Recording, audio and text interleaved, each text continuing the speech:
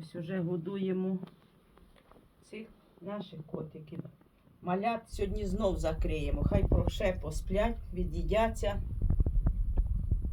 Ось там колобок їсть. Там кошечка ця дика прийшла. Там наша Найда, тривога в нас. Щось там вже підлітає до нас, до міста.